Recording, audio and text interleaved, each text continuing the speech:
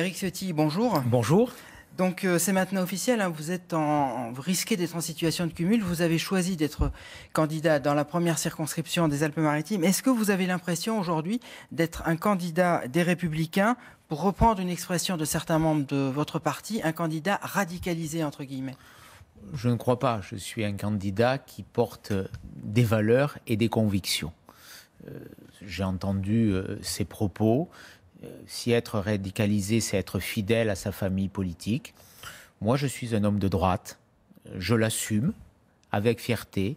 Être de droite, c'est défendre la liberté d'entreprendre. C'est refuser le matraquage fiscal. Être de droite, c'est vouloir une autorité de l'État forte pour nous protéger du terrorisme, pour lutter contre l'immigration illégale.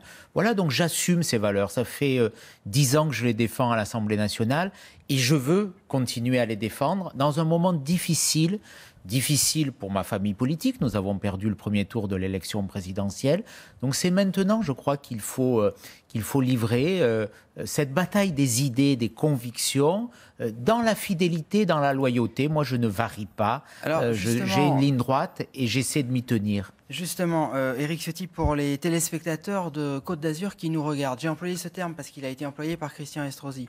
On va poser les questions directement. Est-ce qu'aujourd'hui, vous êtes tous les deux dans le même parti ? Naturellement, nous sommes dans la même formation politique. Ce matin, mais vous ne dites pas du tout la même chose. Ce matin, nous étions dans le même comité de campagne à Paris, autour de François Baroin.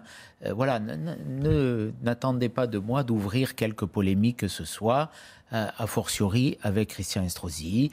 Il a dit ce qu'il avait à dire, il a sa personnalité, j'ai la mienne.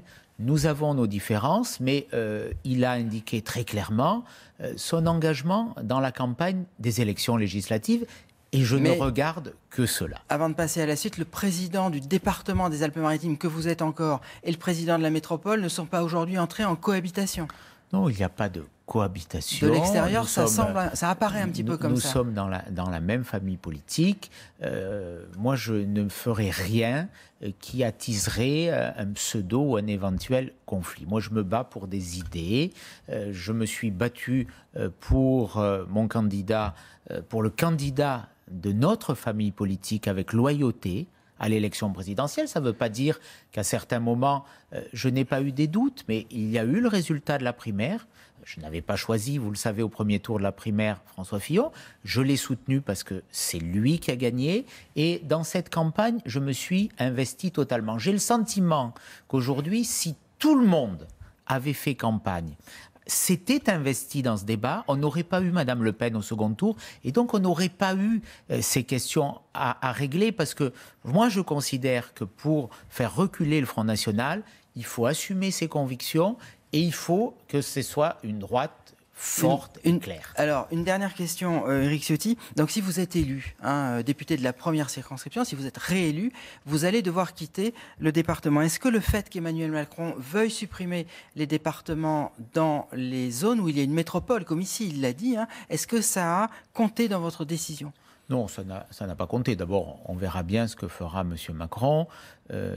Moi, je me bats pour que M. Macron n'ait pas de majorité à l'Assemblée nationale, pour qu'il y ait une opposition aujourd'hui à son mandat présidentiel, demain une majorité à l'Assemblée nationale qui porte un projet d'alternance, un vrai projet d'alternance qui évite de poursuivre les lignes du mandat de M. Hollande. On a vu la proximité au 8 mai entre M. Macron et M. Hollande. Je mets en garde les Français. Attention, ils ont voté M.